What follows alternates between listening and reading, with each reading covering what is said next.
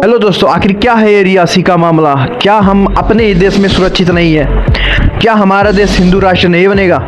इन सभी बातों का इस वीडियो में जरूर आप लोगों को जवाब मिलेगा, तो अंतिम तक बने रहिए और वीडियो को देखिए। आइए बात करते हैं रियासी के ऊपर। पहले आइतवार शाम को जब नरेंद्र मोदी जी शपथ ग्रहण करने वाले थे, उसके 1 घंटा पहले जम्मू कश्मीर के रियासी इलाके में कटरा जाने वाली बस पे अटैक हो जाता है और बस के ड्राइवर को पहली गोली मारी, जिसकी वजह से ड्राइवर का संतुलन बिगड़ गया और ड्राइवर बस को खाई में लेके चले गए। उसके बाद भी आतंकी नहीं रुके। बस खाई में गिरने के बाद भी ये लोग बस के ऊपर फायरिंग करते रहे, जिसकी वजह से बस में सवार 42 में से 11 लोगों की जान चली जाती है, जिसमें एक 2 साल का बच्चा भी शामिल है। आखिरकार उस बच्चे ने किसी का क्या बिगाड़ा था जो ये जाहिल लोग आकर उन बच्चे को मार देते हैं। और एक ही फैमिली के 5 लोग शामिल थे, जिसमें 4 लोगों की मौत हो जाती है और एक आदमी बचता है। पर ऐसा हुआ क्यों? आखिर क्या है ये पूरा मामला? क्या इसे हम रोक नहीं सकते? क्या ऐसे ही हमारे देश में यही सब चलता रहेगा? क्या आपको पता है बस अपने निर्धारित समय से 1 घंटा लेट को चली है? क्या ये भी एक वजह हो सकती है कि इस आतंकवाद में किसी का हाथ है, वहीं के लोगों का? और एक चीज आप लोगों को बता दूं, आतंकवादी वर्दी पहने हुए थे। जी हाँ, आतंकवादी ने वर्दी पहना हुआ था, जिसमें उन्होंने लाल गमछा लगाया हुआ था। आके बस के सामने खड़ा हो जाता है एक आतंकवादी और फायरिंग करने लगता है। बस वाले को लगा कि होगा कोई अपना ही आर्मी का जवान होगा, लेकिन वो आतंकवादी थे, वर्दी के रूप में छुपे हुए अंदर से जाहिल आतंकवादी, जिन्होंने पहले गोली मार दिया। जिन्होंने गोली मारा ड्राइवर का संतुलन बिगड़ के वो चला गया खाई के अंदर। खाई के ऊपर से चारों ओर से सभी लोगों ने लगातार फायरिंग करते हुए 11 से 12 लोगों की जान ले ली। अभी और लोग अस्पताल में हैं, काफ़ी घायल हैं। कोई सीट के नीचे छुप के बचा, कोई कैसे बचा। पर ऐसा कब तक चलेगा? तमाम खोजबीन करने पे ये पता चला है कि ऐसे ही 2 बार नक्सलवादी भागने में कामयाब हो गए हैं। सरकार के लिए इस विषय में काफ़ी चिंता का विषय है, पर इस बार नहीं ऐसा हुआ। हमला करने वालों में से 7 में से 5 आतंकवादियों को पुलिस ने मार गिराया, वहाँ के सुरक्षा बलों ने मार गिराया है और एक को जिंदा पकड़ लिया गया है। हालांकि मारे गए लोगों के घर वालों को 10-10 लाख रुपए देने के लिए सरकार ने घोषणा कर दिया है, पर ये 10-10 लाख रुपया क्या काफ़ी होगा? किसी के घर के 4 लोग मरे, किसी के घर के 2 लोग मरे, क्या ये भर देगा? ये जख्म उस 10 लाख रुपए से भर जाएगा? ऐसा तो नहीं होता ना। आप आओ 10 लाख रुपया दो और चले जाओ। कब तक ऐसे हम अपने ही देश में ऐसे घुट के मरते रहेंगे? अपने तीर्थ स्थल पे हम नहीं जा सकते इस डर के वजह से कि कोई हमें मार देगा, कोई आतंकवादी छुपकर हमें मार देगा। कब तक ऐसे चलेगा? सरकार क्यों नहीं कड़ा कदम उठा रही? क्यों अपने वोट बैंक को सुरक्षित कर रही है?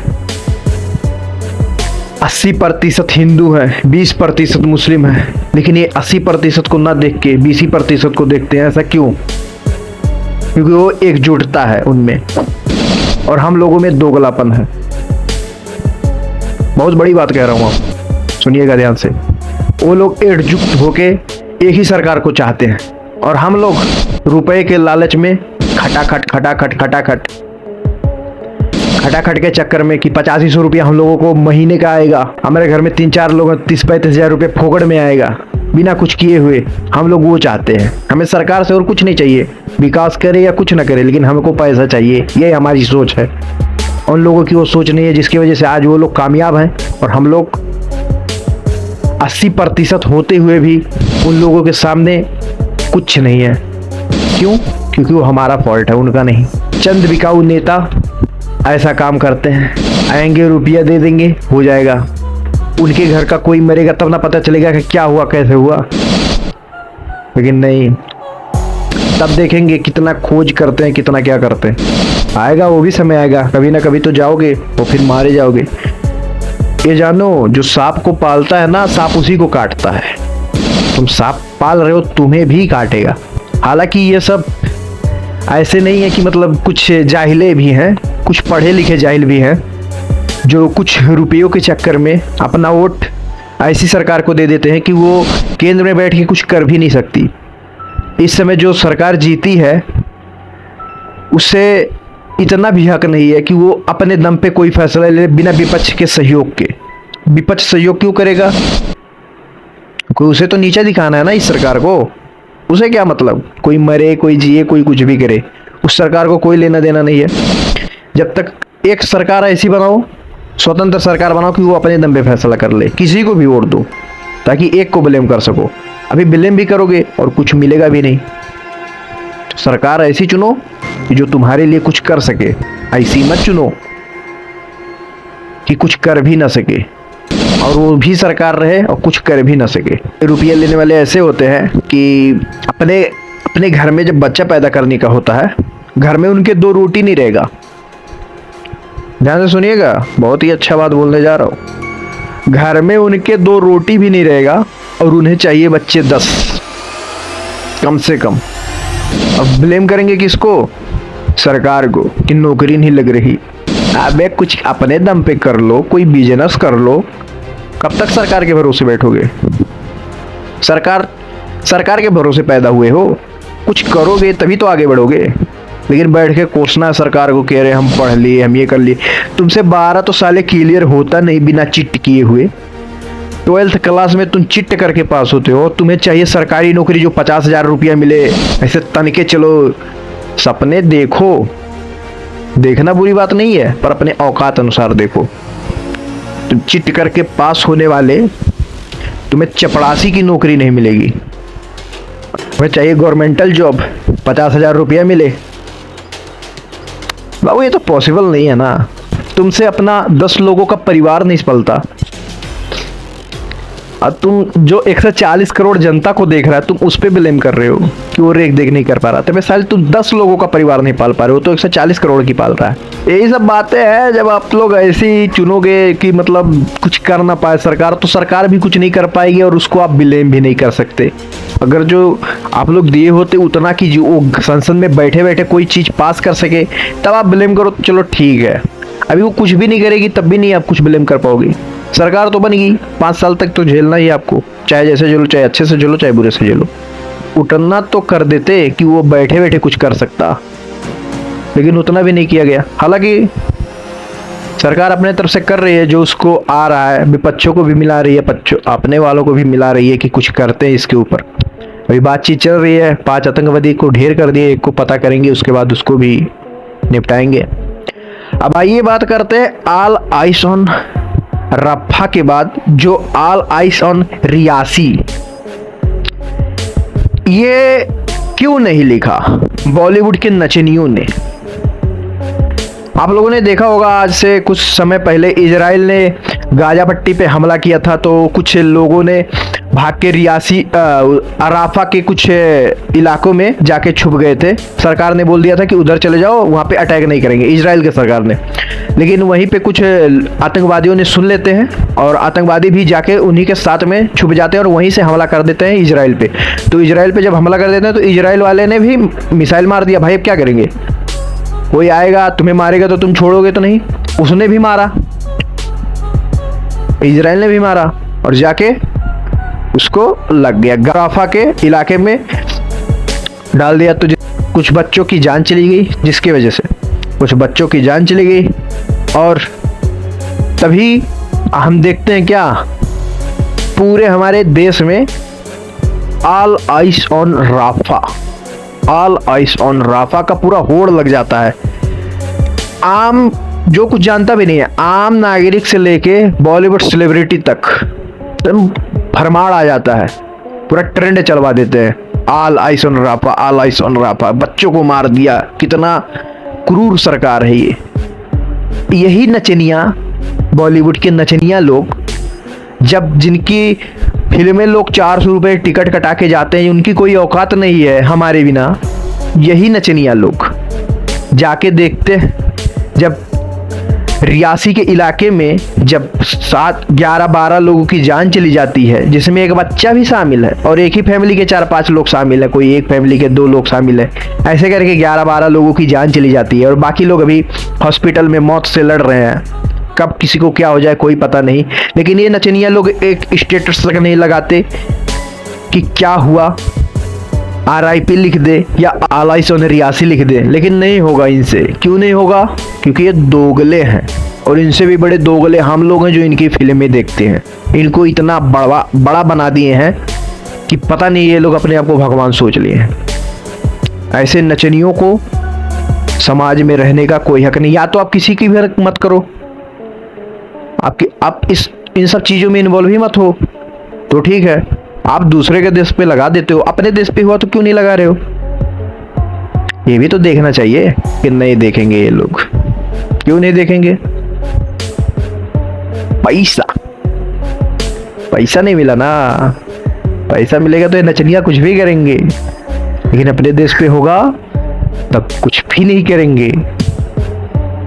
ये दोगली सरकार, दोगली जनता, उसके दोगले नचनिया, बॉलीवुड वाले चमचे हैं। ये पैसों को चाटते हैं, उसी पे सोते हैं। मैंने बताइए, एक यूपी से कम जनसंख्या वाला देश है जिसका नाम है पाकिस्तान। सीधा आता हूँ बात पे मैं। एक यूपी से भी कम जनसंख्या वाला देश है जिसका नाम है पाकिस्तान। वहाँ के कुछ दोगले हैं, दोगले जिनको बोलेंगे, जो आतंकवाद को सपोर्ट करते हैं, वो आके इंडिया में हमला करवाते हैं। और हमारी सरकार और हम लोग बुजदिलों की तरह बैठ के ये देखते कितने मर गए। हमारे पास पैसा है ना, हम तो यही बोलेंगे हमारे पास पैसा है, वो भिखारी, हम पैसे वाले। अबे सालों, पैसे होने से क्या हो जाएगा रे? तुम लोग दे दोगे 10 लाख रुपया दे दोगे, उससे क्या हो जाएगा? कोई मर जाएगा वो वापस थोड़ी ना आ जाएगा। उसका बदला लिया जाए। तुम वो एक मारे, तुम 10 मारो, डबल संख्या में मारो, तब जाके मान जाएगा कि हाँ हमारी सरकार कुछ कर रही है। चुप्पी साध के बैठ जाओगे। ये बुजदिल हो क्या तुम लोग? सरकारी बुजदिल है, हम क्या करें? सरकार बुजदिल है, और हमारे यहाँ के दोगले जनता बुजदिल हैं, जो रुपए के चक्कर में, थोड़े बहुत जीप चटोरे के चक्कर में किसी को भी वोट दे देते हैं। सरकार चुनने का ढंग नहीं, इतना बुद्धि नहीं है। कभी अंग्रेजों ने लूटा, कभी मुगलों ने लूटा, कभी कोई सता रहा है, अब आके वो सता रहे हैं पाकिस्तान वाले। कुछ टाइम में आके 50 साल में देखिएगा इधर ही बैठ के कब्जा करेंगे, और हम लोग फिर से वही बुजदिलों की जिंदगी जिएंगे। हम 2 लोग हैं जिनके घर में खाने को रोटी भी ना हो ना, वो भी आके सता के चला जाएगा। क्यों? क्योंकि हम बुजदिल हैं, हम कुछ कर नहीं सकते किसी का। अभी ये वीडियो देख के कुछ लोग आएंगे कमेंट करने, अरे मेरे को ऐसा क्यों बोला? बस साली इतना जूत मारूंगा, इतना जूते मारूंगा, खत्म हो जाओगे। मेरे कहने का मतलब सिर्फ एक ही है कि हम पैसे लेके या किसी के बहकावे में आके किसी को वोट न दें। एक ऐसी सरकार चुने जो हमारे लिए कुछ करती हो, हमारे देश को बचाने के लिए कुछ करती हो। महंगाई होगी चल जाएगा, लेकिन किसी की जान जाएगी ये नहीं चलेगा। आप लोग देखो, उसी सरकार को चुनो जो आप लोगों की सुरक्षा कर सके। सरकार ऐसी चुनो जो अपनी आवाज़ दबाए ना, कहीं पे भी रख सके। ऐसी मत चुनो कि फैमिली वाला अपना ही सब कुछ भर के रख ले, सब कुछ हड़प ले, पूरे देश को बर्बाद कर दे। ऐसी सरकार मत चुनो। 70 साल हम लोगों ने झेला है ऐसी सरकार को लेके। अब वो सरकार नहीं चाहिए, सीधी सी बात है। हमें देश के बाहर के दुश्मनों से बाद में लड़ना है, पहले देश के अंदर के दुश्मनों से लड़ना होगा। अगर जो मेरी वीडियो कोई कश्मीर से देख रहा है तो उनसे एक ही रिक्वेस्ट है कि आप लोग आतंकवाद का साथ मत दो। आतंकवाद आप सांप पालोगे तो सांप आपको भी काटेगा, इस बात की फुल गारंटी है। एक ना एक दिन वो आप लोगों को भी मारेंगे। कैसे मारेंगे? पाकिस्तान का हाल देख चुके हैं, बिक रहा है इस समय पाकिस्तान। कुछ भी गधे बेच के उन लोगों का गुजारा हो रहा है। पाकिस्तान का सपोर्ट मत कीजिए, अपने देश में रहिए, अपने देश का सपोर्ट कीजिए। एक ही साल में 1.5 करोड़ से ज़्यादा लोग गए हैं कश्मीर में घूमने के लिए। ऐसा होगा तो क्यों कोई जाएगा? जब अभी तो अपने देश के कोई बाहर का मरेगा तो किसकी बदनामी होगी? हमारे देश की ही बदनामी होगी ना। थोड़ा सोचिए, बुद्धि रखिए। इन नचनियों से मेरा एक ही कहना रहेगा कि आप या तो इन्वॉल्व ही मत हो, और इन्वॉल्व हो तो हर एक केस में इन्वॉल्व हो, ताकि आप आके कुछ कर सको और बता सको। अब आइए बात करते हैं, क्या हमारा देश हिंदू राष्ट्र बनेगा या नहीं बनेगा। तो देखिए, एक होता है मेजॉरिटी, एक होता है माइनॉरिटी।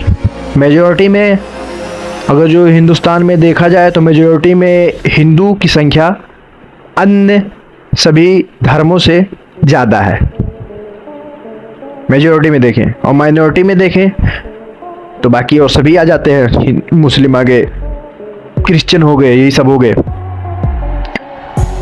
तमाम इस्लामिक स्टेट है, तमाम इस्लामिक कंट्रियां हैं, तमाम हर एक क्रिश्चियन कंट्री है, हर एक कंट्री है। हमारा ही देश एक सेकुलर है, सेकुलर है। सभी धर्मों के लिए इज्जत होना भी चाहिए, कोई बुरी बात नहीं है। सभी धर्मों के लिए इज्जत हो, सभी धर्मों को बराबर का हक मिले, होना भी चाहिए। लेकिन जहां 80% लोग रहते हैं, 100 में 80 लोग हिंदू हैं, तो देश हिंदू राष्ट्र बनना चाहिए। सरकार को भी देखना चाहिए और हमारे जनता को भी देखना चाहिए कि 80% अगर जो कोई चीज़ है तो उसको हक पूरा होना चाहिए, अकॉर्डिंग टू 20%। उनसे ज़्यादा हक हमारा है। क्यों? क्योंकि हमारा मेजॉरिटी ज़्यादा है। ये मैं नहीं कह रहा कि उन लोगों को कुछ मत दो, उन लोगों का भी उतना सम्मान हक रहेगा, लेकिन कागज़ में होना चाहिए कि हिंदुस्तान एक हिंदू राष्ट्र है, इतना हो जाए काफ़ी है। और ये होगा कैसे? इसके लिए हम लोगों को एकजुट होकर रहना होगा। ये नहीं किसी को भी चुन लिया। पहली बात तो अभी देखेंगे हम लोग। अब बताएं आप लोगों को, मैं मेरे दिल की बात एक बताना चाहता हूँ। ये अयोध्या में जो हुआ इस बार चुनाव में, वो नहीं होना चाहिए था। हकीकत कहीं और से भी हो जाता तो नहीं प्रॉब्लम था, हार ही जाती पूरी बीजेपी, पूरा हार जाते, नहीं प्रॉब्लम था, कुछ भी नहीं। इतना विकास हुआ है अयोध्या में, मैं गया हूँ अयोध्या, इतना विकास हुआ है कि उतना किसी भी स्टेट में नहीं हुआ होगा इस साल, जितना विकास सिर्फ यूपी के अयोध्या में हुआ है। राम मंदिर बना, तमाम फैक्ट्रियाँ खुली, तमाम नई रोजगार मिला लोगों को, दुकानें खुली, हर एक चीज़ का उपयोग अच्छे से किया गया, रुपए का उपयोग उधर अच्छे से किया गया। इतना विकास हुआ, सड़कें बनी, सब कुछ हुआ, लेकिन फिर भी सरकार वहाँ से हार जाती है। इससे क्या पता चलता है? राम मंदिर क्यों नहीं बन रहा था 500 सालों से? यही वो कारण है, अयोध्या के लोगों का यही मेंटालिटी है, जिसके वजह से अयोध्या में बीजेपी की सरकार हारी। इतना सब करने के बाद भी अयोध्या फतेह नहीं कर पाई। जहां ऐसी मानसिकता रहेगी, वहां हिंदू राष्ट्र तो छोड़ो, हिंदू एक गांव नहीं बन पाएगा, और हिंदू राष्ट्र तो बहुत दूर की बात हो गई। पहले खुद के अंदर झांको, खुद को सुधारो, उसके बाद ही कोई बात होगी आगे। तो चलिए, वीडियो बहुत लंबी हो जाएगी, इसके ऊपर और भी बातें करेंगे। बहुत सी बातें हैं, अगर जो मैं बात करने बैठूं तो ये देख सकते हैं, ये स्क्रिप्ट है मेरा, पर ये दिल से बात निकल रही है, जो निकल रही है। आप लोग इस मेरे वीडियो से अगर जो आप लोगों को कुछ भी इन्फॉर्मेशन मिली हो तो वीडियो को लाइक और चैनल को सब्सक्राइब कर दीजिएगा। मिलते हैं एक और किसी टॉपिक पे, तब तक के लिए राम राम।